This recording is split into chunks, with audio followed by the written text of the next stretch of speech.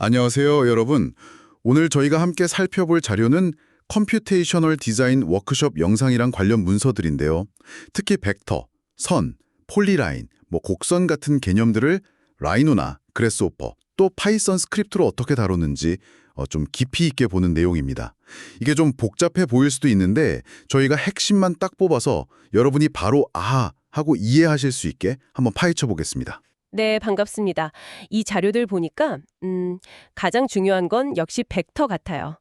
이게 모든 기하학적 조작의 진짜 기본 단위? 뭐랄까 수학적인 레고 블럭 같은 거죠.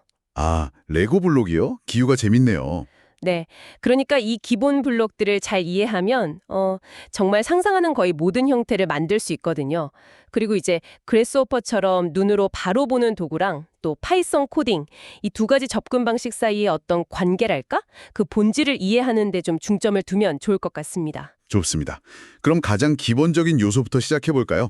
역시 모든 건 점에서 시작하죠. 그렇죠. 자료에서도 모든 형태의 출발점이라고 하면서 x, y, z 좌표값, 그냥 숫자 3개로 된 배열로 표현된다. 이렇게 설명하네요. 맞습니다. 아주 간단하죠. 그리고 이 점들의 이제 방향이랑 크기를 주는 거, 그게 바로 벡터인 거죠. 아하, 워크숍 영상 보니까 이걸 공간 기하학 제어의 필수 친구이자 도구 이렇게 표현하던데 이게 빈말이 아니에요. 벡터 덧셈, 뺄셈 같은 기본적인 연산을 알아야 그래야 비로소 형태를 막 원하는 대로 제어할 수 있게 되는 거죠. 그냥 점만 찍는 거랑은 차원이 다르. 글쎄요. 그냥 점 찍는 걸 넘어서는 거군요. 그럼 점 2개를 이으면 선이 되고 여러 선분을 또 순서대로 연결하면 폴리라인이 되고요. 워크숍 노트 보니까 GIS 데이터에서도 이런 거 쓴다고 얼핏 나와 있네요. 네, 맞아요. 지리정보 시스템에서도 다 이런 기본 요소로 이루어져 있죠. 자, 그럼 이제 직선을 넘어서 곡선으로 가보면요. 표현력이 훨씬 풍부해지잖아요. 그렇죠. 훨씬 아름다운 형태가 가능해지죠. 네. 자료에서 특히 그 파라메트릭 곡선, 이걸 되게 강조하더라고요. 파라메트릭 곡선이요? 왜 그게 중요한 건가요? 일단 라이노 같은 대부분의 CAD 시스템이 이 방식을 쓰기 때문이기도 한데요. 근데 더 중요한 건 이게 뭐랄까 순수한 수학이라는 점이에요. 순수한 수학이요? 그게 무슨 의미죠? 특정 프로그램에만 해당되는 게 아니라는? 네, 바로 그겁니다.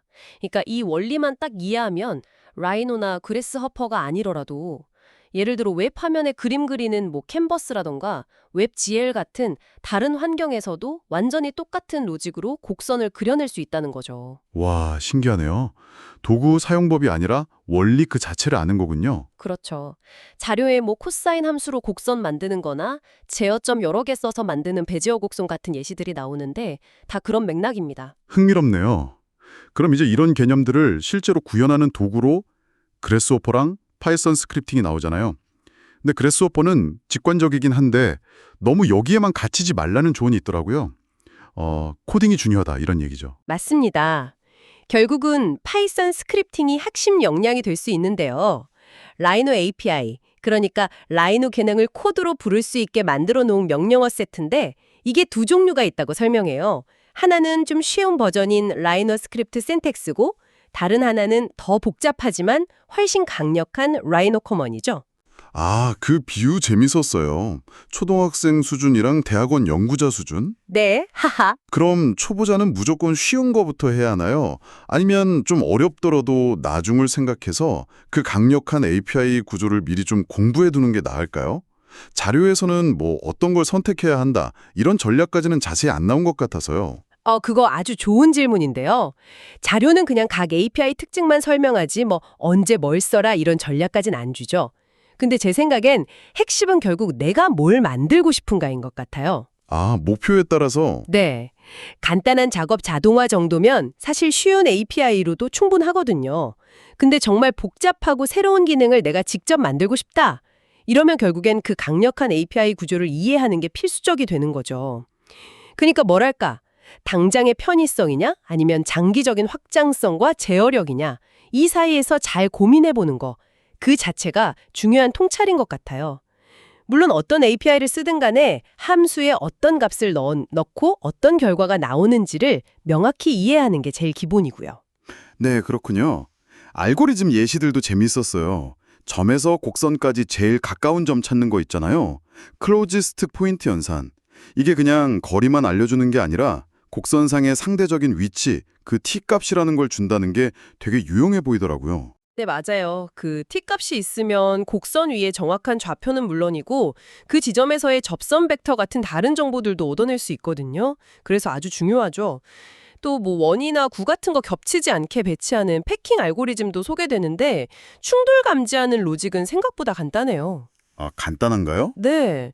그냥 두 원 중심 사이의 거리가 반지름 두 개 합친 것보다 작으면 충돌인 거죠. 아, 근데 그게 말은 간단해도 막상 구현하려면 경계 조건 같은 거나 아주 미세한 오차 때문에 골치 아플 때가 꽤 있죠.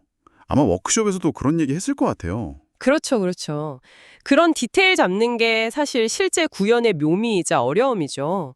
또 뭐 특정 면적을 가진 사각형 찾기처럼 목표값을 정해놓고 너비랑 높이를 막 무작위로 조금씩 바꿔가면서 점점 그 목표에 가까워지는 최적화 과정 같은 것도 보여주는데 이것도 알고리즘적 사고를 잘 보여주는 예시고요. 네.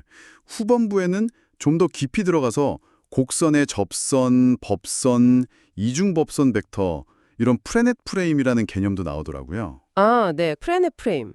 이게 곡선을 따라 움직이는 어떤 로컬 좌표계 역할을 해서 곡면 위에 리본 같은 구조 만들 때 방향 잡아주는 데 중요하다고. 맞습니다.